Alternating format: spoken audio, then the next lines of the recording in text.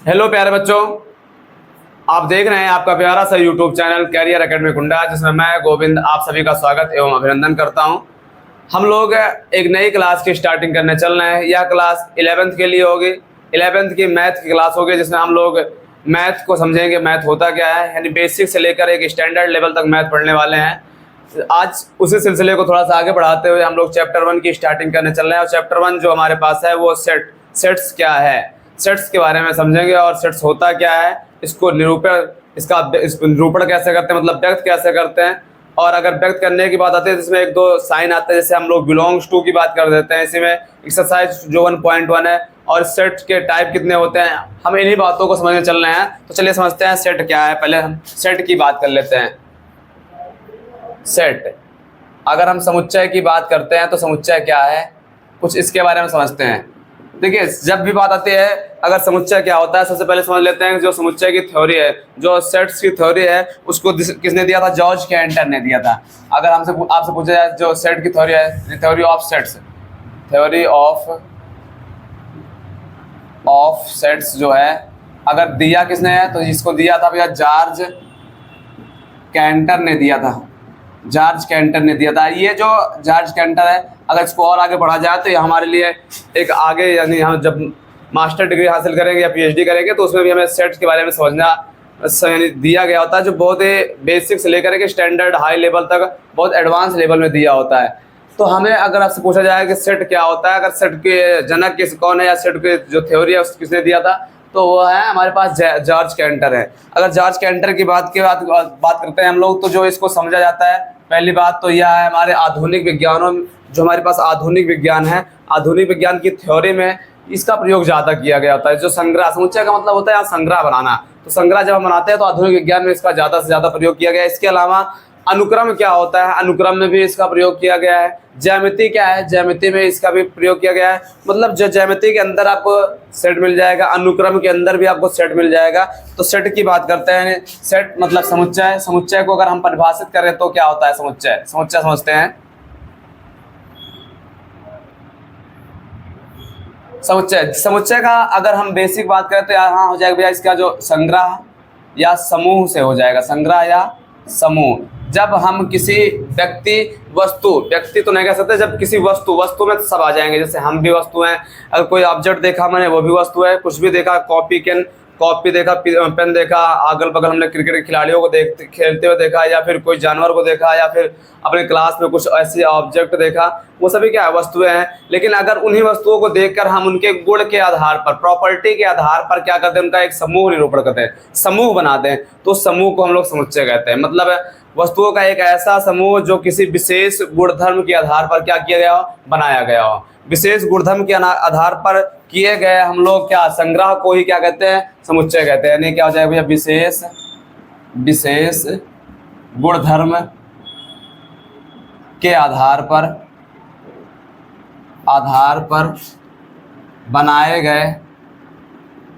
बनाए गए संग्रह को, बनाए गए वस्तुओं के संग्रह को, वस्तुओं के संग्रह को समुच्चय कहते हैं। इसकी ये परिभाषा हो जाएगी अगर कोई आपसे पूछता है। या एक परिभाषा और भी हम दे सकते हैं, वो क्या है? The collection of well defined objects, मतलब सुपरिभाषित वस्तुओं के संग्रह को, सुपरिभाषित वस्तुओं के संग्रह को यहाँ पे लिख सकते हैं, सुपरिभाषित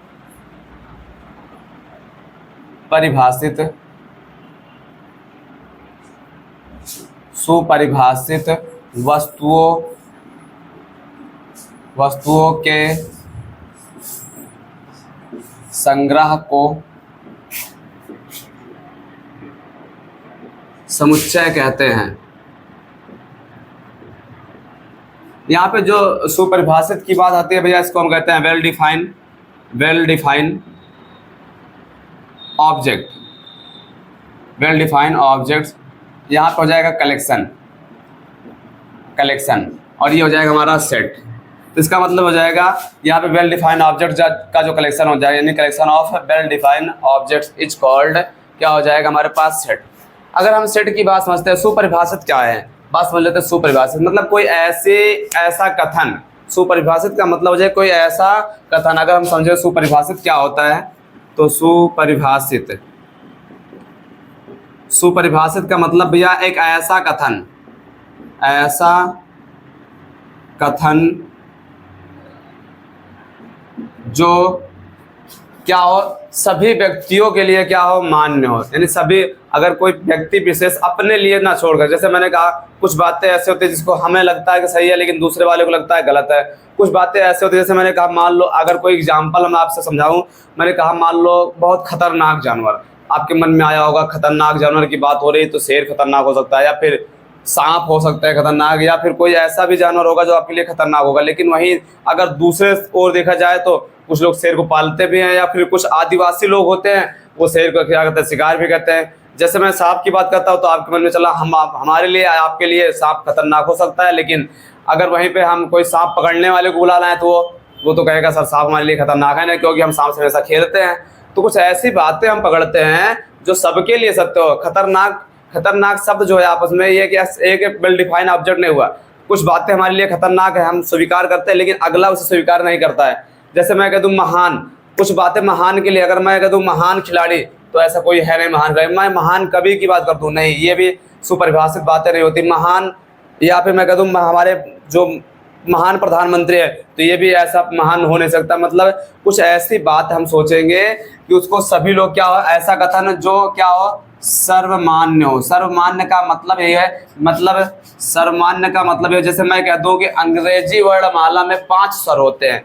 अब चाहे जितना हमारा विरोधी भी खड़ा हो हमारे सामने, अगर मैं उसके सामने ये कह रहा हूँ कि अंग्रेजी वर्णमाला में 5 स्वर हैं, तो वो भी मान लेगा हाँ भाई 5 ही होता है। ऐसा तो है नहीं, वो कहते हैं नहीं 6 स्वर रहता है या 7 स्वर होते हैं, ऐसा कुछ नहीं बोलने वाला है। लेकिन अगर वहीं पे मैं कह दूं कि भैया मान लीजिए, अगर कोई ऐसा कथन ले लेते हो, मैं कह दूं मेरे हिसाब से विराट कोहली बहुत महान खिलाड़ी है, लेकिन अपने हिसाब से विराट कोहली महान खिलाड़ी हुए, लेकिन सामने हो सकता है वो क्या विराट कोहली को लाइक ना करता, वो कहते नहीं मेरे हिसाब से धोनी बहुत महान है, या किसी और व्यक्तिगत खिलाड़ी को लेकर के महान कहते हैं। तो इसका मतलब इसमें क्या हो रहा है, मतभेद हो रहा है। जहाँ पे कथन को लेकर के थोड़ा सा मतभेद हो जाए, समझ जाओ वो सुपरिभाषित बात नहीं हुई, सुपरिभाषित वस्तु नहीं हुई, या सुपरिभाषित शब्द नहीं हुआ।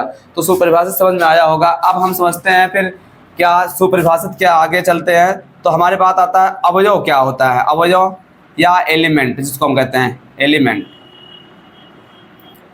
या इसी को हम लोग तत्व के नाम से भी जानते हैं, तत्व के नाम से भी, या वस्तु के नाम से भी जानते हैं। वस्तु के नाम से ये क्या होता है, जब हम समुच्चय बना रहे हों तो समुच्चय में जिन वस्तुओं को लेकर संग्रह बनाते हैं, संग्रह मतलब इकट्ठा कर रहे हैं, उन वस्तुओं को ही हम लोग क्या कहते हैं, अवयव कह देते हैं। मतलब हमारे सेट समुच्चय में आने वाले वस्तुओं को ही हम लोग क्या कह देते हैं, अवयव। जैसे मैंने कहा कोई भी सेट बनाया, मैंने कहा मान लो उसमें मैंने लिख दिया ताश के कुछ पत्ते थे। अब ताश के पत्ते में 4 ही इक्के होते हैं, ये बात सभी मान्य है, सब जगह मान्य होगा, 4 इक्के होते हैं। या फिर मैं कह दूं ताश के पत्ते में 13 का एक ग्रुप बना होता है, 13 क्या होते हैं, चिड़ी के होते हैं 13, बादशाह के होता है, बादशाह होता है 13, ऐसे 13 का क्या बना दो, एक ग्रुप बना दो, तो ये भी क्या सर्वमान्य होगा। तो इसका मतलब हो जाएगा वो हमारा अवयव कहलाएगा। ये तो अवयव की बात हो गई। अवयव के थोड़ा सा आगे बढ़ा जाए तो हम अगर इसको व्यक्त करने की बात आती है, किसको व्यक्त करने की बात आ जाए, अगर समुच्चय को व्यक्त करने की बात आ जाए तो समुच्चय को व्यक्त कैसे करेंगे ये समझते हैं।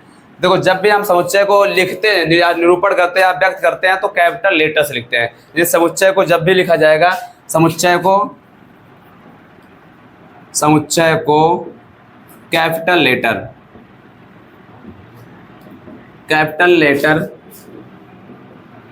से व्यक्त किया जाता है। अर्थात अच्छा ये तो कैपिटल लेटर से व्यक्त किया जाता है, लेकिन समुच्चय के अंदर जो भी अवयव आएगा उस अवयव को हम लोग स्मॉल लेटर से, तथा समुच्चय के अवयव को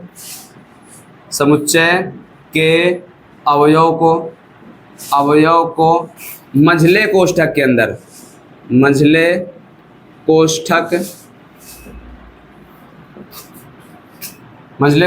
के अंदर, मंझले कोष्ठक का मतलब यहाँ पे हम बना देते हैं। मंझला कोष्ठक ये है, जैसे हमारे पास ये वाला ब्रैकेट, मंझले कोष्ठक के अंदर कॉमा लगाकर स्मॉल लेटर में, छोटे अक्षरों में, स्मॉल लेटर में स्मॉल लेटर में लिखा जाता है। ये तो हो गई लिखने की बात कि समुच्चय को हम लिखेंगे। समुच्चय को जब भी, जैसे मैंने कहा हमारे पास अंग्रेजी वर्णमाला के कुछ स्वर हैं, तो मैंने कहा उसको हम ए से डिनोट कर देते हैं और एक हमारा रखते हैं ए, ई, आई, ओ, यू। तो ये जो अंग्रेजी वर्णमाला का ये स्वर है, स्वर का नाम जो रखा हम लोगों ने कैपिटल ले रखा है। इसका मतलब जब भी हम समुच्चय का निरूपण करेंगे या समुच्चय को व्यक्त करने की बात आएगी तो कैपिटल से लिखा होगा, लेकिन उनके अंदर जो लिखने वाले अवयव होंगे वो क्या होंगे, छोटे लेटर से लिखे होंगे। और किसके अंदर लिखे होंगे, मझले कोष्ठक के अंदर। ये जो हमारे पास मिडिल वाला ब्रैकेट होता है इसके अंदर लिखा जाएगा।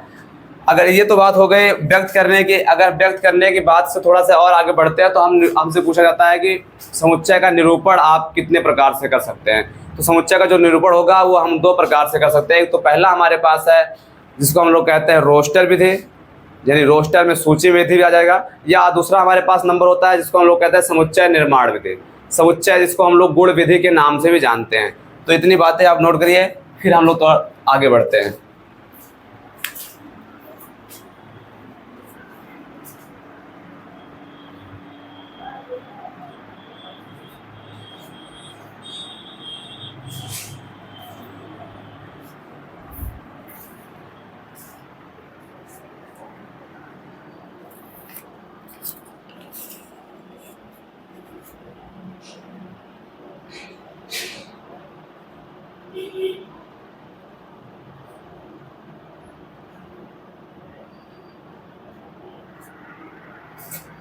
चलिए समझते हैं आगे क्या है। समुच्चय का अगर ये पूछा जाए व्यक्त कैसे किया जाता है, तो व्यक्त करने का तरीका हम लोगों ने सीख लिया।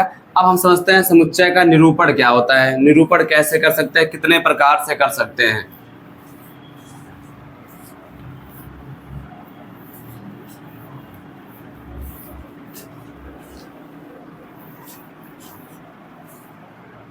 तो इसके बाद समझेंगे हम लोग निरूपण। समुच्चय का निरूपण क्या होता है। समुच्चय का निरूपण, अगर हम निरूपण की बात करते हैं तो समुच्चय का निरूपण हम लोग दो प्रकार से करते हैं। नंबर एक जो हो जाएगा हमारे पास वो है जिसको हम लोग कहते हैं रोस्टर विधि। क्या है हमारे पास, रोस्टर विधि, या इसी को हम लोग कभी कभी सूची विधि के नाम से भी जानते हैं, सूची विधि।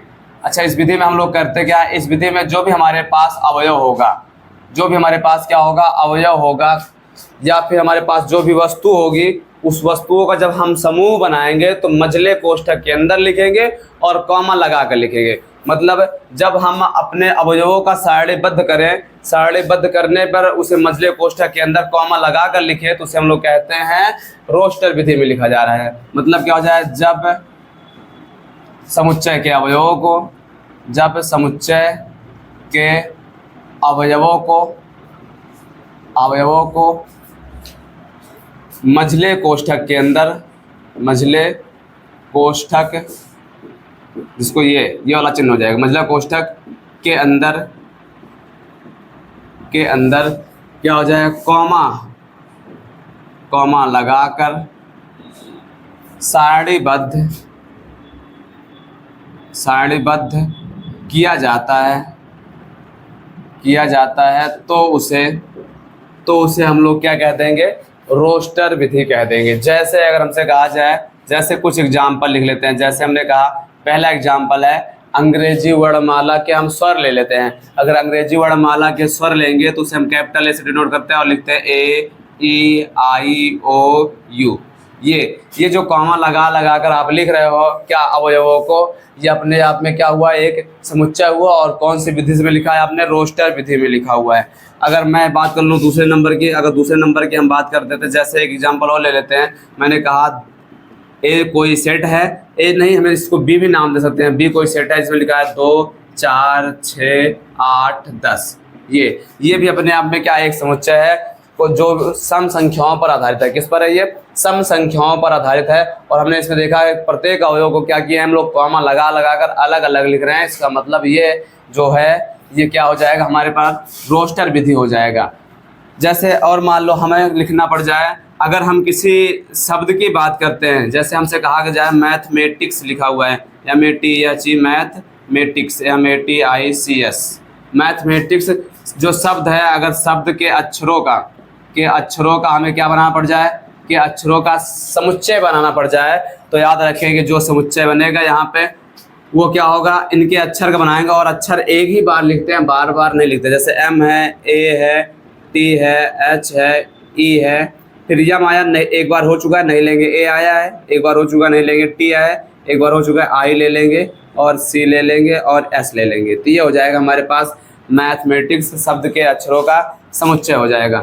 लेकिन अगर यहीं पे हम बात कर लें रोस्टर के बाद दूसरी विधि जो हमारे पास है, जिसको हम लोग कहते हैं सारणी या समुच्चय निर्माण विधि। क्या कहते हैं यहाँ पे, समुच्चय निर्माण विधि। समुच्चय निर्माण विधि, या इसी को हम लोग एक नाम से और जानते हैं जिसको हम कहते हैं गुण विधि। गुण विधि, देखो नाम से पता चल रहा है, आगे क्या लिखा है मैंने, गुण। इसका मतलब जब हमारे सेट में आने वाले अवयवों को, जब हम सेट में आने वाले समुच्चय में आने वाले अवयवों का संग्रह करें तो उसको किस आधार पर करें, वस्तुओं के गुण के आधार पर, गुण के आधार, प्रॉपर्टी के आधार पर क्या बनाएं, संग्रह बनाया जाता है। तो बनाया जाता है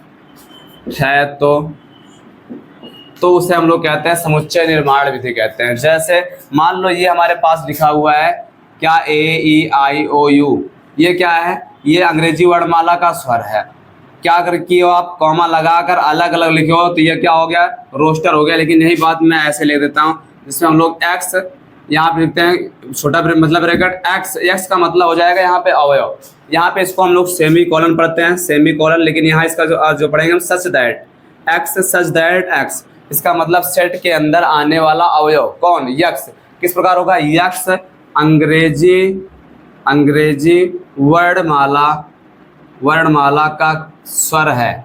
अगर ऐसा लिख देते हैं तो भी क्या होगा, ये इसी को व्यक्त कर रहा है। तो इसको देखो, लग रहा है सर आपने क्वेश्चन को देखा और क्वेश्चन को देखने के बाद आपने उसकी प्रॉपर्टी पकड़ी और प्रॉपर्टी को ही लिख दिया, गुण को ही लिख दिया, तो वो क्या हो जाएगा, समुच्चय निर्माण विधि हो जाएगा। लेकिन प्रॉपर्टी ना लिख करके आपने उनके अवयव को ही अलग अलग क्या कर दिया, डिफाइन कर दिया, परिभाषित कर दिया, तो वो क्या हो जाएगा, हमारे पास रोस्टर विधि हो जाएगा। जैसे मैंने कहा, मान लो हमारे पास एक और सेट लिखा था हम लोगों ने, जो ये लिखा हुआ है, ये क्या लिखा है सर, इसको आप 2 4 6 8 हमको लग रहा है यहाँ पे जो आपके अब सेट में आने वाला अवयव है, यानी यक्स सच दैट यक्स एक क्या है, 10 तक की सम संख्या है, ऐसा लिख सकते हैं। या इसी बात को हम ऐसे भी लिख सकते हैं, b बराबर एक्स सच दैट एक्स बराबर 2n, एक्स बराबर क्या कह सकते हैं, 2n, जहां हम ये बता सकते हैं जो n है वो 1 से बड़ा या 1 के बराबर, लेकिन यहाँ पे क्या हो जाएगा, 5 से छोटा या 5 के बराबर होगा। इसका मतलब अगर n का मान 1 लेंगे तो 2 इकन्नम 2 मिलेगा,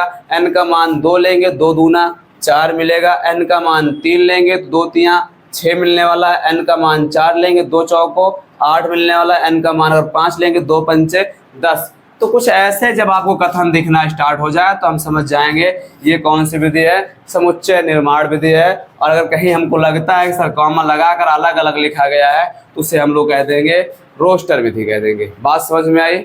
बात समझ में आई तो थोड़ा जल्दी से नोट करिए, फिर आगे बढ़ते हैं हम लोग, क्या होगा।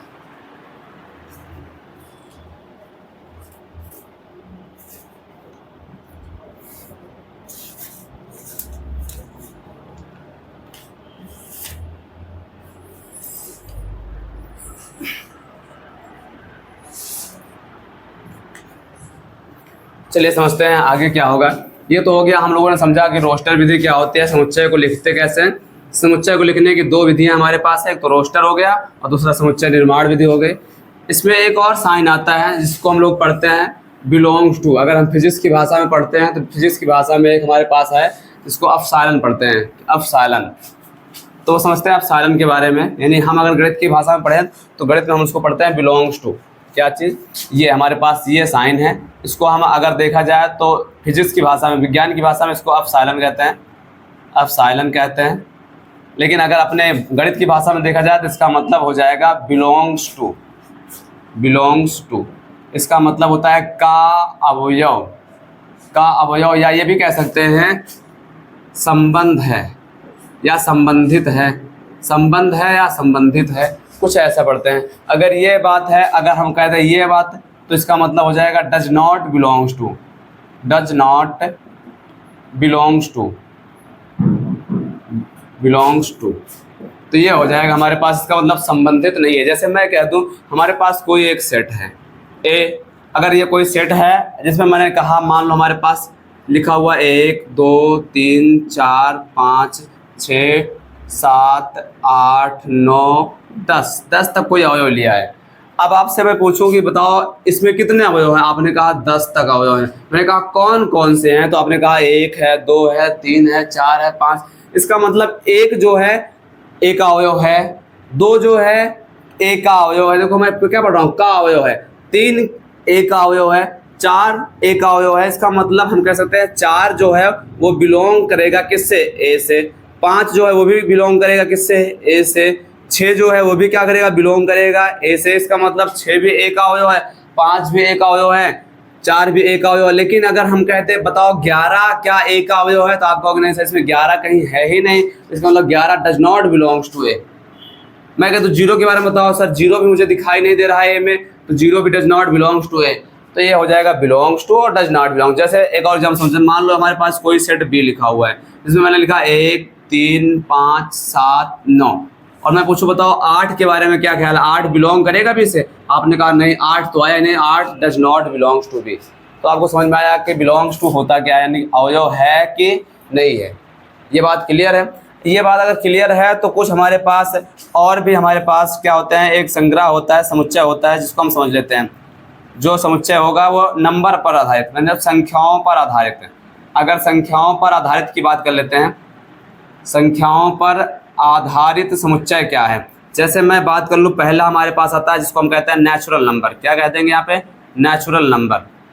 अगर नेचुरल नंबर की बात करते हैं, प्राकृत संख्या की बात करते हैं, तो ये भी अपने आप में क्या होता है, एक प्रकार से क्या होता है, संख्याओं का समुच्चय होता है जो लगातार है। देखो अगर मैं कभी भी किसी के सामने जाऊं और मैं बोलूं भैया 1 2 3 4 5 6 7 डैश डैश इनफाइनाइट तक, तो व्यक्ति के मुख से ये निकलेगा भैया आप प्राकृतिक संख्या की बात कर रहे हो। अगर प्राकृतिक संख्या की बात हो रही है तो इसका मतलब ये क्या है, अपने आप में क्या हुआ, सुपरिभाषित कथन हो गया। और अपने आप में अगर ये सुपरिभाषित कथन हो गया तब हम क्या कह देंगे, हम यही कहेंगे इसका मतलब है कि ये अपने आप में क्या एक समुच्चय है। और अगर ये समुच्चय है तो किस पर आधारित है, संख्या पर, तो हम इसको कहते हैं नेचुरल नंबर पर आधारित है। इसको हम लोग कैपिटल एन से व्यक्त करते हैं। किससे व्यक्त करेंगे इसको, कैपिटल एन से।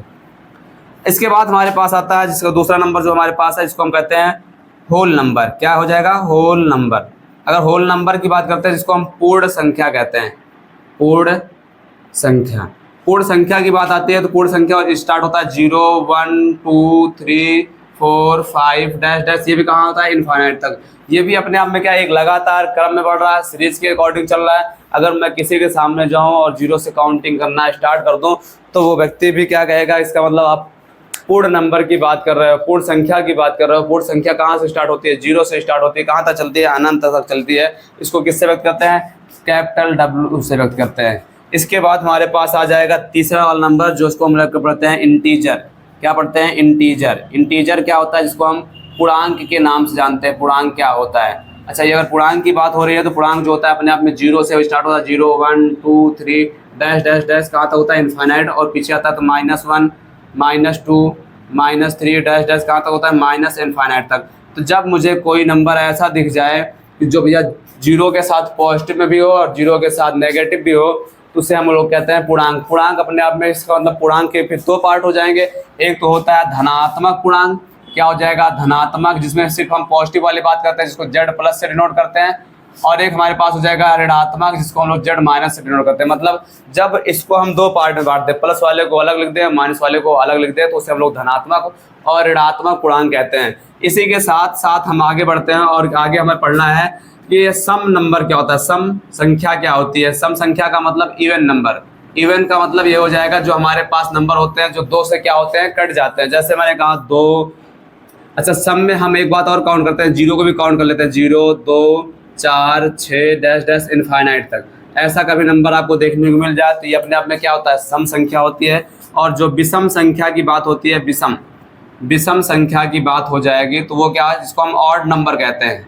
ऑड नंबर, वो क्या होगा 1 3 5 7 9 डैश डैश इनफाइनाइट तक।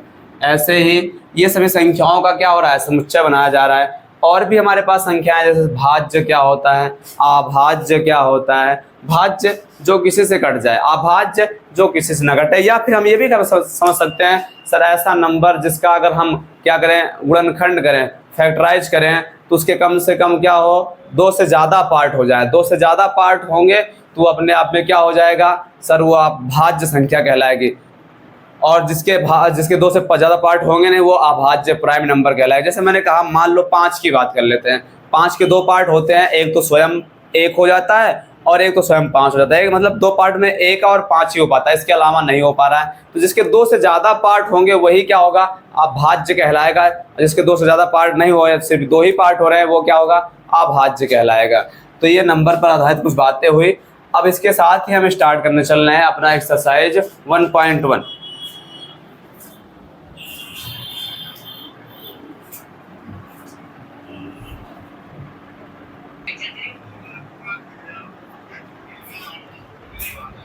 चलिए तो समझते हैं क्वेश्चन जो हमारे पास है एक्सरसाइज 1.1 में। क्या कहा गया, हमें पहचानना है। हमने कुछ क्वेश्चन लिख रखा है, इसमें पहचानना है निम्नलिखित में से कौन से समुच्चय हैं और कौन से समुच्चय नहीं हैं। जो समुच्चय हैं थोड़ा कारण सहित हमें समझाना भी है। जैसे मैं पहले क्वेश्चन की बात करता हूं, तो पहले क्वेश्चन में लिखा गया जे अक्षर से प्रारंभ होने वाले वर्ष के सभी महीने के नाम। भैया वर्ष के अगर महीनों की बात करते हैं तो अगर हम ही नहीं, अगर किसी के सामने भी लेके जाएंगे तो वर्ष में कितने महीने होते हैं, 12 ही महीने होते हैं। ऐसा तो है नहीं कोई व्यक्ति आएगा और कह देगा नहीं एक वर्ष में 12 महीने होते हैं, 13 महीने या फिर 11 महीने होते हैं। नहीं, ये अपने आप में क्या एक सुपरिभाषित कथन है कि एक वर्ष में 12 महीने होते हैं। लेकिन 12 महीने की जब बात होती है तो उसके जो स्टार्टिंग या जो उसको लिखते हैं उसके भी क्या होते हैं, नाम होते हैं। और नाम में कुछ अक्षर जो होते हैं क्या होते हैं, कॉमन होते हैं, जो स्टार्टिंग से आते हैं। जैसे मैंने कहा जे से स्टार्टिंग किसकी होती है, जनवरी की होती है और जून की होती है और क्या होती है, जुलाई। ये अपने आप में क्या है, एक सुपरिभाषित। अगर मैं किसी के सामने जनवरी जून जुलाई लिख दूंगा तो व्यक्ति क्या करेगा, देखेगा और बता देगा ये आपने उन महीनों के नाम लिखा है जिनकी स्टार्टिंग क्या होती है, जे से होती है। इसका मतलब ये अपने आप में क्या है, समुच्चय है। तो पहला क्या हो जाएगा, अगर हम पहले के आंसर की बात करते हैं तो जनवरी आएगा,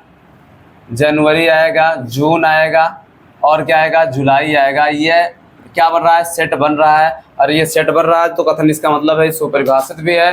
इसका मतलब पहला जो क्वेश्चन है हमारा क्या है, समुच्चय है। अगर हम दूसरे क्वेश्चन की बात करते हैं, भैया भारत के 10 सबसे अधिक प्रतिभाशाली लेखक। अगर लेखक की बात है चलो ठीक है, लेकिन अगर मैं आपसे पूछूं 10 प्रतिभाशाली लेखकों की जो आप सूची बनाओगे उसमें किसको किसको रखोगे, तो हो सकता है आपके हिसाब से कबीरदास या रहीमदास या फिर मुंशी प्रेमचंद आए। लेकिन किसी व्यक्ति के हिसाब से इनमें से किसी एक व्यक्ति को स्थान ही ना दिया जाए तो उसमें क्या हो जाएगा, मतभेद होना स्टार्ट हो जाएगा। जब किसी कथन में मतभेद होना स्टार्ट हो जाए तो समझ जाओ इसका मतलब वो हमारे हिसाब से सही है, अगले के हिसाब से सही नहीं है। इसका मतलब वो सुपरिभाषित कथन नहीं हुआ। इसका मतलब दूसरा वाला क्या है, समुच्चय नहीं है। फिर आ जाते हैं विश्व के सर्वश्रेष्ठ 11 बल्लेबाज। किसको किसको रखेंगे आप? आपके हिसाब से लगता है सचिन तेंदुलकर बहुत अच्छे खिलाड़ी थे, लेकिन कोई ऐसा भी हमारे देश में लगता है, चलो ठीक है अपने देश के अकॉर्डिंग हम बात कर लेते हैं, लेकिन विश्व की बात हो रही है। हम अपने देश के अकॉर्डिंग सचिन को मानते हैं महान खिलाड़ी हैं, विराट को मानते हैं महान खिलाड़ी हैं, या इसके अलावा सौरव गांगुली भी महान है। लेकिन अगर दूसरे देश में चले जाएं तो वहाँ के लोग अपने खिलाड़ियों को गिनाना स्टार्ट कर देंगे। इसका मतलब क्या हो जाएगा, किसी और दूसरे देश में चले जाएंगे तो वहाँ भी अपने खिलाड़ियों को लोग क्या करेंगे, गिनाना स्टार्ट कर देंगे। इसका मतलब है कि जहाँ पे किसी कथन को लेकर मतभेद होना शुरू हो जाए तो समझ जाओ वो सुपरिभाषित कथन नहीं हुआ। और अगर सुपरिभाषित कथन नहीं हुआ इसका मतलब वो समुच्चय नहीं है। मैंने कहा आपकी कक्षा में सभी बालक का समुच्चय संग्रह किया जाए। भैया आपकी कक्षा एक फिक्स होती है, मान लो आप 11 में पढ़ रहे हो तो 11 में जो आपकी कक्षा है वो एकदम फिक्स हो गई। और कक्षा फिक्स हो गई तो कक्षा में बच्चे भी क्या हो गए, फिक्स हो गए। मान लो आपकी कक्षा में 50 बच्चे हैं तो 50 में कुछ लड़के हैं और कुछ लड़कियां। लेकिन कुछ का मतलब ये नहीं कहेंगे कुछ है, वो लड़कों की संख्या भी क्या होती है, निश्चित होती है, और लड़कियों की संख्या भी क्या होती है, निश्चित होती है। तो जब हम कहते हैं आपकी कक्षा में बालकों का संग्रह समुच्चय या संग्रह बनाया जाए, या आपकी कक्षा में बालिकाओं का संग्रह बनाया जाए, या आपके स्कूल में टीचरों का संग्रह बनाया जाए, या आपके स्कूल में जो क्लासरूम है उनका संग्रह बनाया जाए, तो ये सभी बातें क्या अपने आप में एक क्या होते हैं, सुपरिभाषित कथन होता है। अगर ये सुपरिभाषित कथन है जिसका मतलब ये क्या हो जाएगा, ये आपकी कक्षा के जो सभी विद्यार्थी हैं ये समुच्चय के अंतर्गत आएंगे। हाँ एक बात याद रखें, हो सकता है आप अपनी कक्षा के विद्यार्थियों को बना रहे हो तो किसी किसी व्यक्ति का नाम क्या हो जाएगा, सेम होगा। जैसे मैंने कहा मान लो कि अर्जुन नाम के 2 व्यक्ति आ जाएं तो उनको एक ही बार रखना है, बार बार नहीं रखना है। तो ये थोड़ा सा कंफ्यूजन दूर रखिएगा। 100 से कम सभी प्राकृतिक संख्या का, ये भी अपने आप में क्या, ये भी अपने आप में सुपरिभाषित कथन है भैया। 100 से कम प्राकृतिक मतलब 1 2 3 4 डैश डैश कहाँ तक, 99 तक। अगर मैं इतना लिख कर छोड़ दूं तो कोई व्यक्ति देखेगा तो यही कहेगा भैया आप 1 से लेकर के 100 तक, यानी 100 से कम 99 तक गिनतियों को लिखे। और ये जो गिनती लिखा हुआ है ये क्या है, प्राकृतिक है अपने आप में, तो इसका मतलब 100 से कम प्राकृतिक संख्याओं को आपने लिखा है, तो इसका मतलब ये भी क्या है, ये भी समुच्चय है। लेकिन अगर मैं कह दूं लेखक प्रेमचंद द्वारा लिखित उपन्यास का संग्रह, ये भी अपने आप में क्या, भैया जो लेखक प्रेमचंद है इन्होंने जितने भी उपन्यास लिखा होगा, ऐसा तो है नहीं कोई उपन्यास नहीं छूट गया होगा, अगर इसका हम संग्रह बनाएं तो अपने आप में क्या हो जाएगा। और संग्रह बनाने के बाद किसी भी व्यक्ति को दिखाएं, अगर वो प्रेमचंद के बारे में जानता और उनके उपन्यास के बारे में जानता तो समझ जाएगा भैया ये तो क्या है, लेखक प्रेमचंद का क्या है, ये उपन्यास है। अगर ये नहीं है कि मैं लेखक प्रेमचंद का कोई उपन्यास लेकर किसी दूसरे के पास या अपने विरोधी के पास जाऊं और उसे देख के कह दे नहीं ये नहीं है, ये अपने आप में क्या हो जाएगा, इसका मतलब वो विरोध नहीं करेगा, क्योंकि है तो है, इसका मतलब ये है क्या हो जाएगा, ये भी अपने आप में क्या है, समुच्चय है।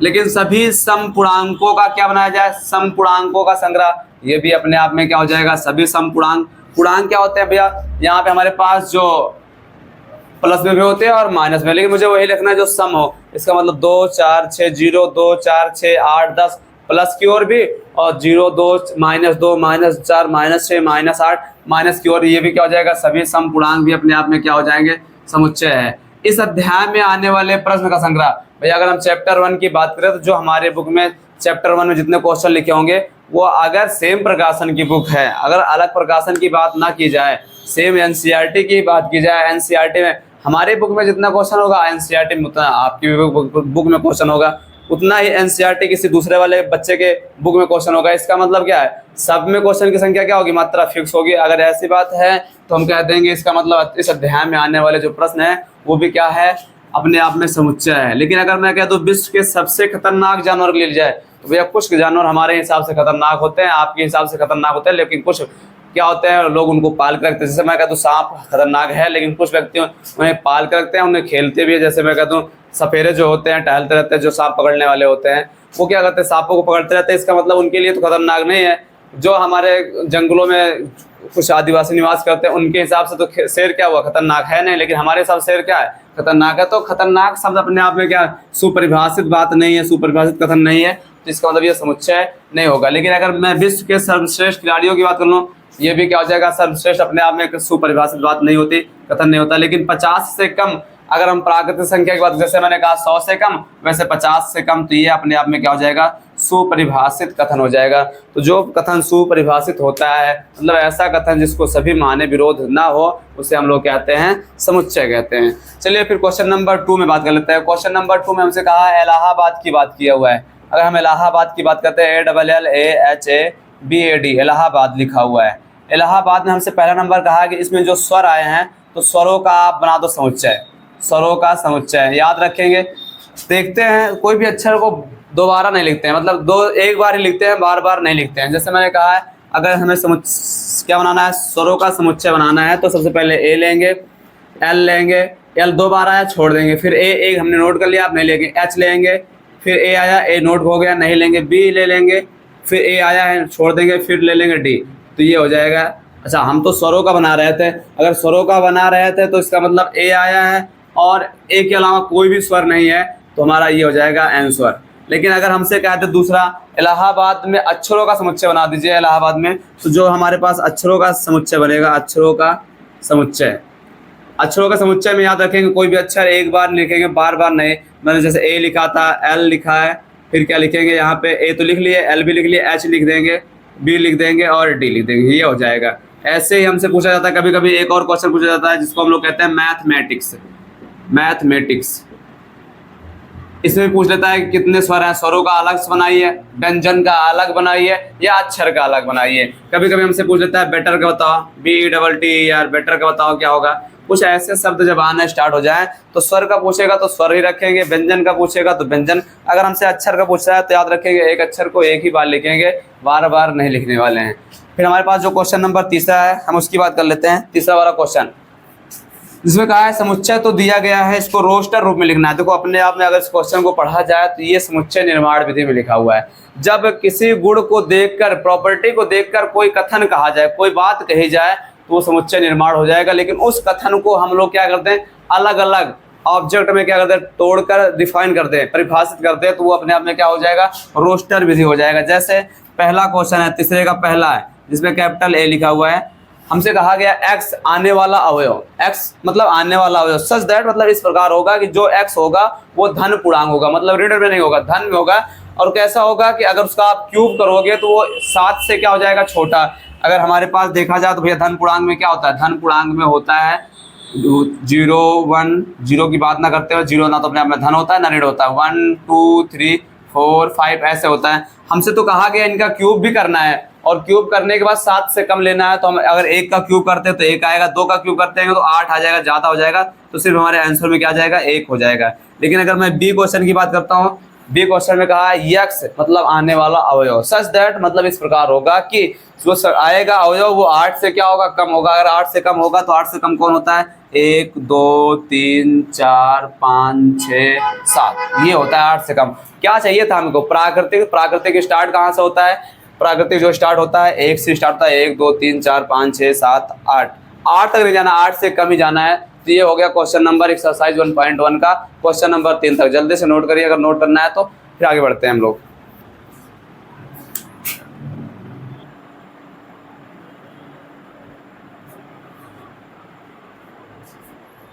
तो चलिए समझते हैं हम लोग, क्वेश्चन नंबर 3 तक सॉल्व कर लिए। क्वेश्चन नंबर चौथा हमारे पास क्या हो जाएगा, चौथे में कहा गया समुच्चय को समुच्चय निर्माण विधि द्वारा लिखना है हमें।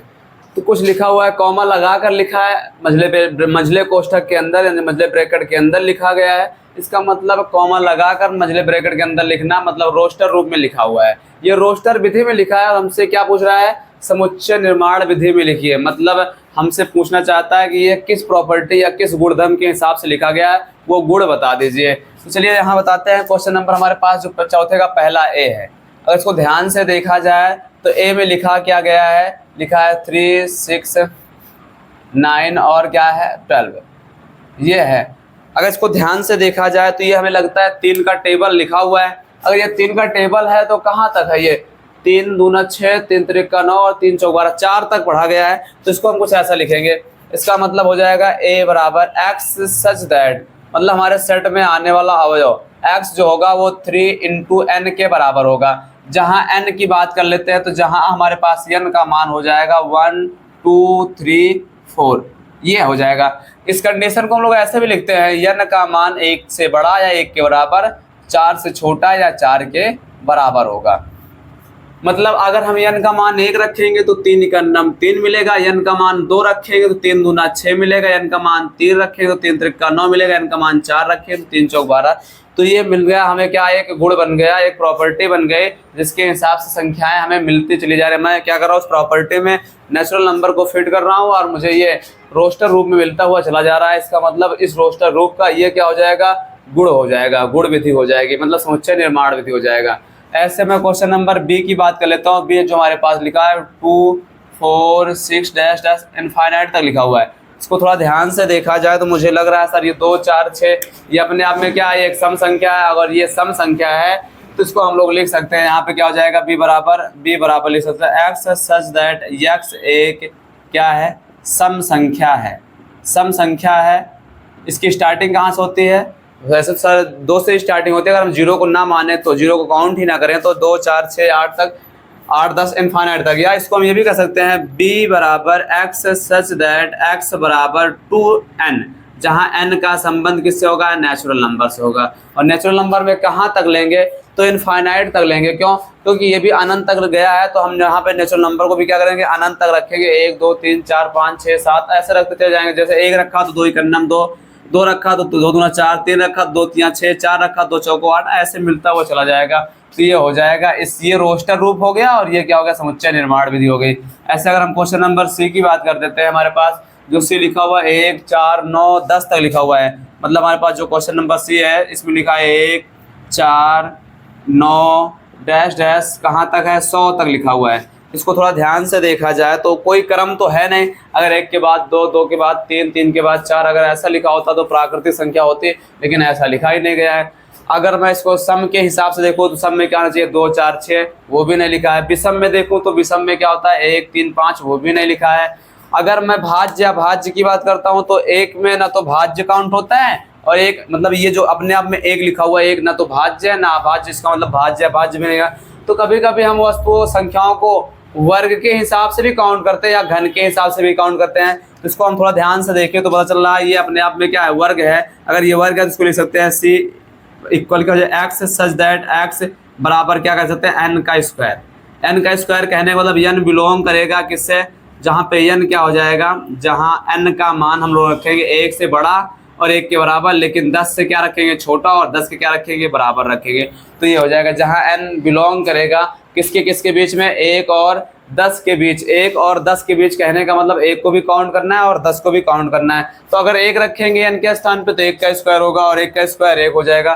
2 रखेंगे तो एन के स्थान पे तो क्या हो जाएगा 2। तो ये भी कह सकते हैं, इसको क्या कह सकते हैं अगर शब्दों के मतलब यक्स सच दैट यक्स प्रथम 10 प्राकृत संख्याओं का क्या है, ये संख्याओं का वर्ग है, संख्याओं का वर्ग है। तो ये भी लिखा जा सकता है, इसको चाहे ऐसे लिख दो चाहे ऐसे लिख दो। दोनों कथन जो लिखे हैं समुच्चय निर्माण विधि को व्यक्त करते हैं और जो कॉमा लगा के लिखा गया है वो रोस्टर विधि को व्यक्त किया जाता है। ऐसा एक क्वेश्चन और बचा हुआ है हमारे पास, क्या है ये 2, 3, 5, 7। देखो अगर 1 से काउंटिंग होती तो बीच में छूट भी रहा है। 2 किसी से नहीं करता, अपने आप में क्या अभाज्य है। 3 भी किसी नहीं करता, ये भी अपने आप में क्या अभाज्य है। 5 भी किसी नहीं करता, 7 भी नहीं करता, 11 भी नहीं करता, 13 भी। इसका मतलब ये जो सीरीज चल रही है ये अभाज्य की सीरीज है। और अगर अभाज्य की तो हम बता सकते हैं जो हमारे इस क्वेश्चन में आया, एक्स सच दैट एक्स एक अभाज्य संख्या है। कहाँ तक है, अनंत तक गया तो बस सिर्फ अभाज्य बताकर छोड़ देना है। ये हो जाएगा आपका क्वेश्चन नंबर 4 कंप्लीट हो जाएगा। चलिए आगे समझते हैं क्वेश्चन नंबर 5 में क्या कहा गया है। 5 में कहा गया है कोई एक सेट है जिसमें 6 अवयव लिखे हुए हैं, 1, 2, 3, 4, 5, 6 अवयव लिखे हैं। हमसे कहा गया है रिक्त स्थान भरिए। रिक्त स्थान में हमें भरना क्या है, या तो ये अपसारण जिसको कहते हैं हम लोग अपने गणित की भाषा में क्या पढ़ेंगे, बिलोंग्स टू, और ये डज नॉट बिलोंग्स टू पढ़ने वाले हैं। मतलब बिलोंग्स टू का मतलब होता है क्या संबंध है कि नहीं है, का अवयव है कि नहीं है। डज नॉट का मतलब नहीं है, मतलब संबंध है तो बिलोंग्स टू और संबंध नहीं है तो डज नॉट बिलोंग्स टू। जैसे 1 का संबंध ए में है, मतलब कहने का कि ए का अवयव है क्या एक, अगर हाँ ए का एक अवयव है, एक जो है एक अवयव है तो हम कह देंगे बिलोंग्स टू, अगर नहीं है तो डज नॉट बिलोंग्स टू। तो यहाँ देखने के बाद लग रहा है सर एक जो है ए में है तो इसका मतलब कौन सा भरा जाएगा, बिलोंग्स टू भरा जाएगा। यहाँ 3 है, जी है तो ये भी बिलोंग्स टू होगा। 7 है, जी नहीं तो डज नॉट बिलोंग्स टू हो जाएगा, डज नॉट। 5 है ए में, हाँ 5 ए में है तो बिलोंग्स टू होगा। 9 है क्या ए में, नहीं है तो डज नॉट बिलोंग्स टू। 15 है क्या, नहीं है तो डज नॉट बिलोंग्स टू। ये हो जाएगा हमारा रिक्त स्थान भरना है। सेम ऐसे ये क्वेश्चन और लिखा है, क्वेश्चन नंबर 5 लिखा है, आप इसको कर लीजिएगा। हम आ जाते हैं क्वेश्चन नंबर 7 पर। क्वेश्चन नंबर 5 में 4 में कहा था रोस्टर में लिखा था, समुच्चय निर्माण में लिखना था। इस बार क्या कर दिया है, इस बार खुद ही रोस्टर में पूछा गया और लिखा किसमें है, समुच्चय निर्माण में। समझते हैं क्या है।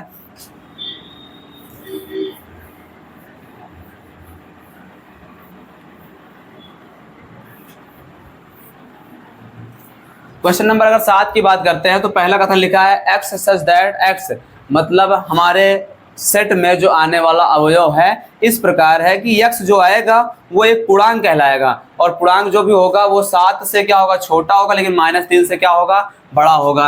अगर ऐसी बात है तो पहले वाले का जो आंसर बनेगा वो -3 से क्या लेना है, -3 से बड़ा लेना है। -3 से बड़ा जो होता है -2 होता है, -1 होता है, 0 होता है, 1 होता है, 2 होता है, 3 होता है, 4 होता है, 5 होता है, 6 होता है। 7 तो लेना नहीं है क्योंकि 7 से छोटा ही रखना है, तो पहले वाले का ये हमारा आंसर हो जाएगा। अगर हम दूसरे वाले की बात करते हैं, दूसरे में कहा है बी में यक्स सच दैट, मतलब आने वाला जो अवयव होगा वो 6 से कम प्राकृतिक संख्या। ये तो आसान हो गया, तो बी में क्या लिख देंगे यहाँ पे 6 से कम 1, 2, 3, 4, 5 और 6।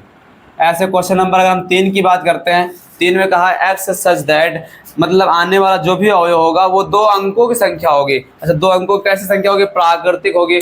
जब प्राकृतिक होगी तो 2 अंक में कहाँ से स्टार्ट होता है, 10 से स्टार्ट होता है, 10, 11, 12, 13 ऐसे लेकर के कहाँ तक जाएंगे, 99 तक काउंट करेंगे, लेकिन हमसे कहा है हमें वही अंक लेने हैं जिनके अंकों को जोड़ा जाए तो कितना आ जाए, 8 आ जाए। जैसे अगर हम 2 अंक की बात करते हैं, 2 अंक में कौन कौन, जैसे 17 हो गया, इनका जोड़ कितना होता है 8। 17 के बाद हम 26 को ले लेते हैं, इनका जोड़ कितना हो जाएगा 8। फिर मैं यहाँ ले लेता हूँ 35 को ले लेता हूँ, इनका जोड़ कितना हो जाएगा 8। 44 ले लेता हूँ, 8 हो जाएगा। 53 ले लेते हैं, ऐसे 62 ले लेते हैं, 71 ले लेते हैं और 80 ले लेते हैं।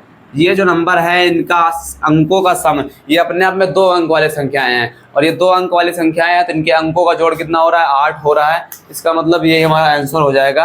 अगला जो हमारे पास चौथा क्वेश्चन दिया है, चौथे में क्या लिखा है पढ़ते हैं। चौथे में लिखा है यक्स एक अभाज्य संख्या है जो 60 का क्या है, भाजक। मतलब मुझे 60 का भाजक लिखना है, लेकिन कैसे, भाजक वही लेने हैं जो अभाज्य हो, जो किसी से ना घटे। तो अगर ऐसी बात है तो फिर हम कह सकते हैं जो डी में आने वाला है 2 आएगा, क्यों, 2 से ये कट जाएगा। 3 आएगा, 3 से ये भी कट जाएगा। 5 आएगा, 5 से कट जाएगा। लेकिन इसके बाद 6 तो आएगा, 6 से कट तो जाएगा लेकिन 6 अभाज्य नहीं है। 10 से कट तो जाएगा लेकिन 10 अभाज्य नहीं है। 12 से कट जाएगा लेकिन 12 अभाज्य नहीं है। 15 से कटेगा, 15 अभाज्य नहीं है। तो बस हमारा ये क्या हो जाएगा, आंसर हो जाएगा। क्वेश्चन नंबर अगर हम 5 की बात करते हैं तो 5 हमसे कहा है ट्रिगोनोमेट्री शब्द के अक्षर का प्रयोग कर, अक्षरों का क्या बनाना है समुच्चय। हमें अभी थोड़ी देर पहले हम लोगों ने इसके पहले क्वेश्चन देखा था जहाँ पे इलाहाबाद की बात हो रही थी। इलाहाबाद के अक्षरों पे हम लोग क्या किए थे, सभी अक्षरों का समुच्चय बना रहे थे। जो अक्षर बार बार आ रहे थे उसको काउंट, उसको नहीं लिख रहे थे फिर सेट के अंदर। तो यहाँ पे लिखते हैं टी आया है, टी लिख लेंगे। आर आया, आर, आई आया, आई, फिर क्या लिख लेंगे, जी, फिर ओ, फिर एन, फिर ओ नहीं लिखेंगे, 2 बार हो गया, 1 बार लिख लिया है। फिर क्या लिखेंगे यहाँ पे एम, फिर लिख देंगे ई, और फिर टी आया, टी नहीं लिखेंगे। फिर क्या लिख देंगे, आर आया, आर नहीं लिखेंगे, फिर क्या लगा देंगे, वाई। तो ये हो गया ट्रिगोनोमेट्री। इसी प्रकार से हमसे पूछा गया नेक्स्ट वाले में बेटर से पूछा गया, बेटर का बताइए अक्षरों का, तो आप इसको बता ले जाओगे, ये आपका SW है, आप इसको सॉल्व करिएगा। तो क्वेश्चन नंबर 7 तक सॉल्व हुआ है, इसको जल्दी समझिए। तो 2 क्वेश्चन और बचे हैं, उसको भी समझ लेते हैं हम लोग।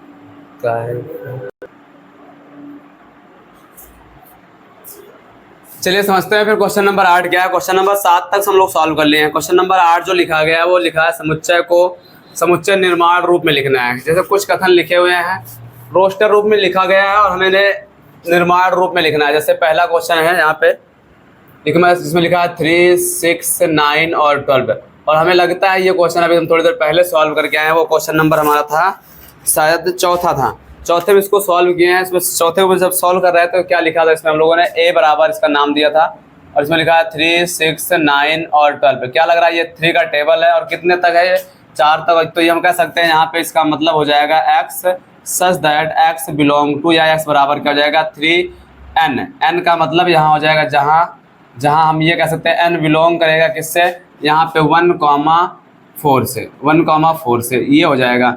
मतलब यहाँ पे n का मान क्या हो जाएगा, 1 भी हो जाएगा, 2 भी हो जाएगा, 3 भी हो जाएगा, और क्या हो जाएगा 4 भी हो जाएगा। या हम इसको ऐसे भी लिख सकते हैं n क्या होगा 1 से बड़ा या 1 के बराबर होगा, लेकिन 4 से क्या होगा छोटा, और 4 के क्या हो जाएगा बराबर हो जाएगा। अगर हम क्वेश्चन नंबर 8वें के दूसरे की बात करते हैं तो क्वेश्चन नंबर जो 8वें का दूसरा लिखा है उसमें लिखा है 2, 4, 8, 2 लिखा है, 4 लिखा है, 8 लिखा है, 16 लिखा है, 32 लिखा हुआ है। ये क्वेश्चन लिखा गया है, इसको हम B के नाम से डिनोट कर देते हैं। हमसे पूछा गया इसको थोड़ा देखिए, अगर हम इसको थोड़ा ध्यान से देखते हैं तो कॉमा लगा कर लिखा है, मंझले कोष्ठक के अंदर है, इसका मतलब रोस्टर में लिखा गया है। अगर ये रोस्टर में लिखा गया तो हमसे क्या पूछा गया, हमसे पूछा गया समुच्चय निर्माण। समुच्चय निर्माण पूछने का मतलब हमसे गुण पूछा जा रहा है, प्रॉपर्टी पूछा जा रहा है कि किस गुण के हिसाब से ये अलग अलग किया गया है, उस गुण को लिख दीजिए। तो हमें लग रहा है सर इसको ध्यान से देखा जाए तो 2, 4, 2 का दूना हुआ, 4 का दूना 8, 8 का दूना क्या हो रहा 16, 16 का दूना क्या हो रहा 32। इसका मतलब हर नंबर क्या अपने का डबल है। तो कथन में ये भी लिख सकते हैं कि प्रत्येक संख्या क्या है अपने का क्या हो रहा है डबल हो रहा है। या फिर ऐसा तो नहीं लिख करके हम इसको ऐसे लिखते हैं B इक्वल क्या हो जाएगा x such that x equal 2 की पावर n कर देते हैं। और जहाँ बता देते हैं जहाँ n का मतलब क्या हो जाएगा, n का मतलब हो जाएगा 1 से बड़ा या 1 के बराबर, और यहाँ पे कह देते हैं 5 से छोटा या 5 के क्या कर देते हैं बराबर। अगर ऐसा करेंगे तो n का मान 1 होगा, और अगर 1 रखेंगे 2 की पावर 1 का मतलब 2 हो जाए। n के मतलब 2 रखेंगे, n मतलब n बराबर 1 से स्टार्ट करेंगे, 1 रखेंगे तो क्या बनेगा 2, अगर n पे 2 रखेंगे तो 2 की पावर 2 का मतलब 4, 3 रखेंगे 2 की पावर 3 का मतलब 8, 4 रखेंगे 2 की पावर 4 का मतलब 16, और 5 रखेंगे 2 की पावर 5 का मतलब 32। तो ये हमारा क्या हो जाएगा अपने आप में आंसर हो जाएगा समुच्चय निर्माण विधि का। ऐसे 8 नंबर क्वेश्चन में हम तीसरे क्वेश्चन की बात करते हैं। जो तीसरा क्वेश्चन हमारे पास दिया गया है वो लिखा है 5, 25, 5 लिखा है, 25 लिखा है, 125 लिखा है, 625 लिखा है। बस इतनी ही बातें लिखा गया है।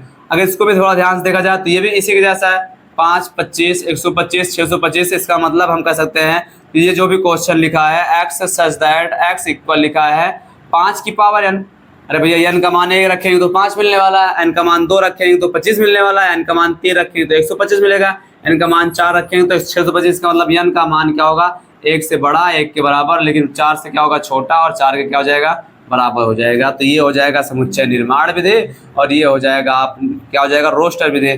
क्वेश्चन नंबर 3 हो गया। अगर क्वेश्चन नंबर हम 4 की बात कर लेते हैं, क्वेश्चन नंबर 8 में चौथे में लिखा है 2, फिर लिखा है 4, फिर लिखा है 6 डैश डैश, ऐसा करके छोड़ दिया है। अगर ऐसा छोड़ दिया तो मुझे लग रहा है 2, 4, 6 अपने आप में क्या है सम संख्या है। तो ये कह सकते हैं यहाँ पे यक्स सच दैट यक्स एक क्या है सम प्राकृतिक संख्या है। सम प्राकृतिक कह सकते हैं, या इसको अगर इसी के हिसाब से लिखा जाए तो इसको लिख सकते हैं एक्स सच दैट एक्स बराबर क्या 2 इंटू एन, जहाँ पे n क्या हो जाएगा बिलोंग करेगा किससे, नेचुरल नंबर से। अगर n का मान 1 रखेंगे, नेचुरल नंबर का मतलब 1 से स्टार्टिंग, तो n का मान 1 रखेंगे तो 2 मिलेगा, n का मान 2 रखेंगे 2 दूना 4 मिलेगा, n का मान 3 रखेंगे 2 तिया 6, n का मान 4 2 चौक 8, तो ऐसे मिल जाएगा। तो ये हो जाएगा हमारा समुच्चय निर्माण विधि, और ये हो जाएगा हमारा रोस्टर विधि। ऐसे हम आ जाते हैं क्वेश्चन नंबर 9 में। क्वेश्चन नंबर 9 पे आ जाते हैं। 9 में कहा गया है कुछ संख्याएं जो हैं वो सूचीबद्ध करके लिखा गया है। सूचीबद्ध का मतलब वो समुच्चय निर्माण विधि में लिखा गया है, और समुच्चय निर्माण में लिखा गया तो आप उसको रोस्टर रूप में लिख दीजिए। जैसे पहला क्वेश्चन कहा गया है ए एक्स सच दैट, पहला जो क्वेश्चन है एक्स सच दैट यक्स एक विषम प्राकृतिक संख्या है, विषम प्राकृत संख्या है। यक्स एक विषम क्या हो जाएगा प्राकृतिक संख्या है, विषम में है तो विषम लगा देंगे यहाँ पे हम लोग, विषम प्राकृतिक संख्या है। मतलब यहाँ हो जाएगा अगर अपने अकॉर्डिंग कहा जाए तो इसका मतलब जो ए में अवयव आने वाला है वो क्या होगा 1 हो जाएगा, 3 हो जाएगा, 5 हो जाएगा, 7 हो जाएगा, डैश डैश ऐसे कहाँ तक जाएगा अनंत तक जाने वाला है। तो ये जो हम कथन के माध्यम से लिख रहे हैं इसको कहते हैं समुच्चय निर्माण विधि, और जो कॉमा लगाकर अलग अलग क्या कर रहे हैं इसको डिफाइन कर रहे हैं, परिभाषित कर रहे हैं, ये हमारे पे क्या हो जाएगा रोस्टर विधि हो जाएगा। तो ये 9वें का पहला क्वेश्चन था। 9वें के दूसरे क्वेश्चन पे जाते हैं। जो 9वें का दूसरा क्वेश्चन कहा गया है उसमें लिखा है B equal x such that x एक क्या है, मतलब हमारे सेट में जो आने वाला अवयव है यक्स टाइप का वो एक क्या है पूर्णांक है। और अगर पूर्णांक है तो हमें पता है पूर्णांक दशमलव में नहीं होता, पूर्णांक बटे में नहीं होता। पूर्णांक जो होता है वो 0 1 2 3 4 ऐसे चलता है या फिर माइनस में चलता है। अगर ये पूर्णांक है तो कौन कौन संख्या इसमें कहा है -1/2 से क्या लेना है हमें बड़ा लेना है, लेकिन 9/2 से क्या लेना है छोटा। अगर ऐसी बात है -1/2 से बड़ा कौन पूर्णांक होता है सर, यहाँ पे ये 0.5 लिखा है, इससे बड़ा जो हमारे पास मिलेगा वो क्या मिलेगा 0 1 2 3 और क्या मिलेगा 4। ये अपने आप में क्या है सर 9/2 का मतलब 4.5 है, तो 4.5 से मुझे पहले लेना है, तो पहले हमारे पास यही आंसर आ जाएगा।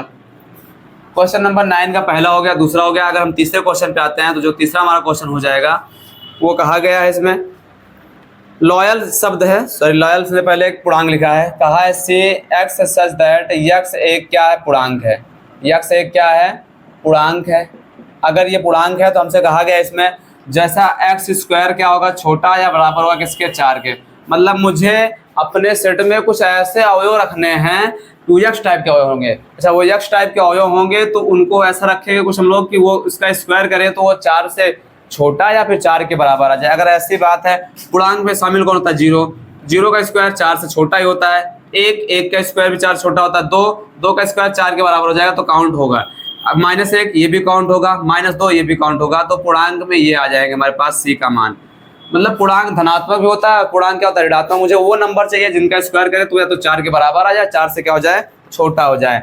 ऐसे 9 नंबर क्वेश्चन में चौथे की बात करते हैं। जो चौथा क्वेश्चन हमारे पास दिया गया है, कहा गया है लॉयल शब्द का अक्षर है यानी डी जो है हमारे पास कोई सेट है, वो कहा है एक्स सच दैट यक्स एक लॉयल LOYAL लॉयल जो लिखा है शब्द का अक्षर है। अगर शब्द का अक्षर है तो जब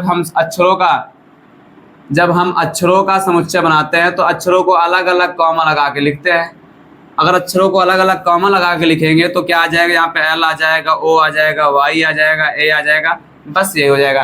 क्योंकि एल 2 बार है तो हम एक बार ही लिखेंगे, बार बार नहीं लिखेंगे। तो लॉयल शब्द का अक्षर, लॉयल शब्द के अक्षरों का जो समुच्चय बनेगा एल ओ वाई ए बन जाएगा। ये था 9th का क्वेश्चन नंबर 4। हम आगे बढ़ते हैं।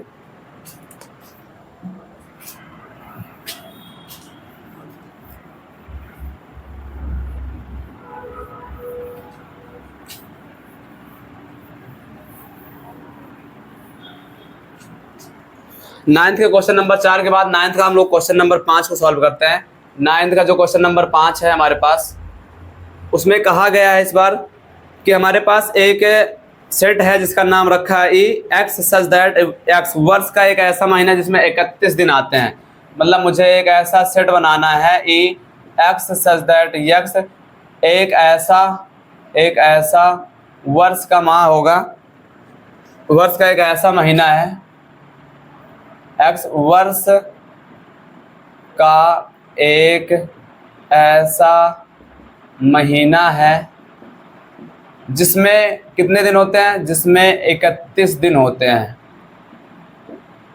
तो हमें उन्हीं महीनों को क्या करना है, काउंट करना है जिसमें 31 दिन होते हैं। अब आपको पता ही होगा 31 दिन किसमें किसमें होते हैं, काउंट कर लेते हैं। अगर नहीं पता है तो हम लोग कभी मुट्ठी बंद करते हैं ना, इनको ऐसे भी काउंट कर लेते हैं। अगर मुट्ठी बंद करके काउंट किया जाए तो, जैसे हमारे पास अगर हम मुट्ठी बंद करते हैं, यहाँ स्टार्ट करते हैं जनवरी में 31 दिन होगा, फरवरी को छोड़ देंगे, जो नीचे जाएगा समझ जाइए उसमें क्या होगा, 31 दिन नहीं होने वाले हैं।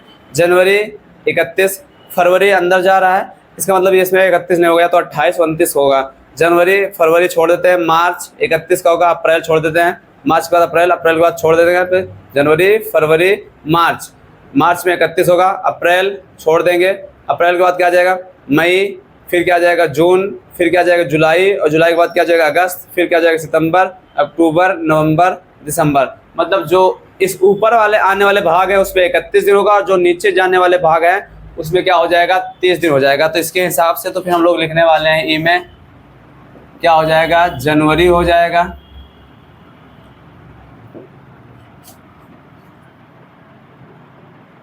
जनवरी के बाद हो जाएगा हमारे पास मार्च हो जाएगा, मार्च को अप्रैल को छोड़ देंगे, मई हो जाएगा, जून को छोड़ देंगे, जुलाई हो जाएगा, जुलाई के बाद क्या हो जाएगा अगस्त। इन दोनों में 31 दिन होते हैं, जनवरी फरवरी मार्च अप्रैल मई जून और जुलाई। जून में हमारे पास जो होगा वो क्या होगा, 30 दिन होगा, जुलाई में क्या हो जाएगा 31, जुलाई के बाद अगस्त में भी क्या होगा, जुलाई और अगस्त दोनों में 31 हो जाएगा। अगस्त के बाद हमारे पास सितंबर छोड़ देंगे, अक्टूबर में क्या हो जाएगा 31, अक्टूबर के बाद नवंबर छोड़ देंगे, नवंबर के बाद क्या हो जाएगा दिसंबर में 31 दिन हो जाएगा। तो ये हमारे पास कुछ महीनों के नाम हैं जिनमें क्या होता है 31 दिन होते हैं। ऐसे हम क्वेश्चन नंबर 9 का 5वां सॉल्व कर लिया है। तो 9 के हम पहुँचते हैं 6 वाले नंबर पे। तो जो 9वें का 6वां क्वेश्चन है हमारे पास दिया गया है, अंग्रेजी वर्णमाला का व्यंजन लिखना है। मतलब अपने सेट में लिखना क्या है, यक्स सच दैट यक्स एक अंग्रेजी वर्णमाला का व्यंजन लिखना है। अंग्रेजी वर्णमाला का व्यंजन है जो क्या हो जाए भैया, के से पहले आता है। तो इसका मतलब जितने भी व्यंजन होंगे के से पहले आता है तो उनको लिख लेंगे। के से पहले कौन कौन आता है, सर ए नहीं लेना है क्योंकि मुझे व्यंजन चाहिए, ए नहीं लेंगे तो बी सी डी ई नहीं लेना है, एफ जी एच आई नहीं लेना है, जे, फिर क्या आएगा के, और के से पहले इतने लोग आएंगे, इनको हम काउंट कर लेंगे। तो ये हमारा क्वेश्चन नंबर 9 भी क्या हो जाएगा, कंप्लीट हो जाएगा।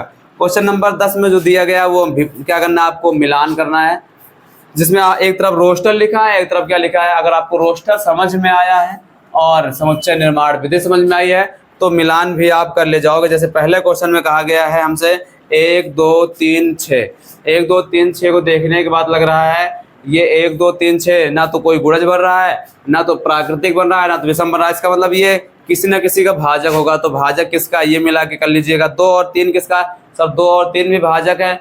एक आपका भाजक हो जाएगा और एक अभाज्य भाजक हो जाएगा। ऐसे मैथमेटिक्स लिखा हुआ है और फिर लिखा है 1 3 5 7 9, 1 3 5 7 9 अपने आप में क्या है, विषम संख्या है। तो आप क्वेश्चन नंबर 10 का जो मैचिंग पॉइंट है ये आप अपने आप से कर ले जाओगे। क्वेश्चन नंबर हम आ जाते हैं 11 में।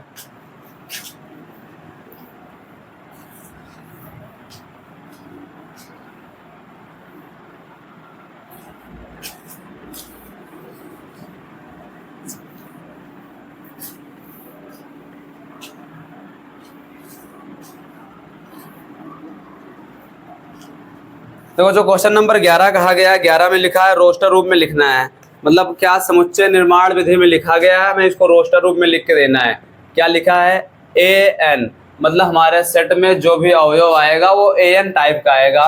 और आगे बताया गया सच दैट N जो है वो बिलोंग करेगा कैपिटल N से। मतलब जब भी हम N के स्थान पे कुछ भी मान रखने की बात करेंगे तो नेचुरल नंबर्स रखेंगे, मतलब 1 2 3 4 5 ऐसा कुछ रखेंगे। और आगे बताया कंडीशन भी कहा है AN+2 प्लस AN तथा AN+2 जो होगा बराबर होगा, किसके बराबर होगा? AN+1 प्लस AN के। और आगे ये बताया गया है कि A1 और A2 दोनों का मान क्या है? 1 के बराबर है।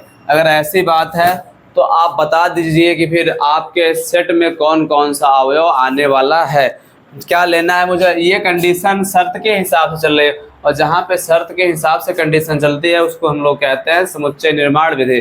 और जहाँ पे हम लोग उस शर्त को अलग अलग अवयवों में डिफाइन करना शुरू कर देते हैं तो वो कहलाता है हमारे पास रोस्टर विधि हो जाएगी। तो चलिए लेते हैं, फिर क्या हो जाएगा? A बराबर, अगर इसको लिखना चाहे तो n का मतलब नेचुरल नंबर, तो हम ये कह सकते हैं इसका मतलब A1 आएगा, A2 आएगा, A3 आएगा, A4 आएगा, डैश डैश ऐसे AN तक आएगा। मतलब भैया n का मतलब नेचुरल नंबर होता है, और अगर नेचुरल नंबर है तो n के स्थान पर हम 1 रख सकते हैं, 2 रख सकते हैं, 3 रख सकते हैं, 4 रख सकते हैं, 5 रख सकते हैं, ऐसा रख सकते हैं। तो फिर मुझे इनका मान भी चाहिए। अगर इनका मान चाहिए तो थोड़ा ध्यान से देखना पड़ेगा। फिर मुझे A1 का मान दिया गया है 1 लिख सकते हैं, A2 का मान दिया है 1 लिख सकते हैं, लेकिन A3 का मान नहीं दिया। A3 का मान मुझे खुद से निकालना पड़ेगा। तो ये एक कंडीशन लिखी हुई है, इस कंडीशन के हिसाब से सोचते हैं कि हमको A3 कैसे मिलेगा। भैया अगर हम n के स्थान पे 1 रख दें, n के स्थान पे क्या रख दें? 1, इधर सॉल्व कर लेते हैं। n बराबर क्या रखने पर? 1, तो मुझे मिलेगा A1+2 इक्वल में हो जाएगा A1+1 प्लस A1 हो जाएगा। यहाँ पे हो जाएगा A3 और इधर हो जाएगा A2 प्लस A1। तो हम कह सकते हैं A2 का मान 1 है और A1 का मान भी 1 है, तो मिल गया हमको 2। तो हम कह सकते हैं A3 का मान जो आएगा वो 2 आएगा। ऐसे A4 चाहिए तो A4 निकालने के लिए हम n बराबर क्या रखेंगे? 2। n बराबर 2 रखेंगे तो क्या मिल जाएगा? A2+2 इक्वल हो जाएगा A2+1 प्लस A2। इसको सॉल्व करेंगे तो हो जाएगा A3 प्लस A2। A3 का मान अभी थोड़ी देर पहले हम लोग सॉल्व किए थे, A3 का मान आया था 2 और A2 का मान हमारे पास क्या है? 1। तो इसका मतलब हो जाएगा 2 और 1 क्या हो जाएगा? ये 3। तो यहाँ पे हम रख देंगे 3, ऐसे कॉमा लगा के। A5 का मान निकाल लेते हैं। A1 का हो गया, A2 A3 A4, A5 निकालना है तो n बराबर क्या रखेंगे? आप 3 रख देंगे। ऐसे सॉल्व करके लिख दीजिएगा जितने भी आपको अनंत तक लिखना है, तो ये हमारे पास एक सेट बन जाएगा। इसी के साथ ये एक्सरसाइज आपकी जो है 1.1 वो आपको क्या हो गई? समाप्त हो गई।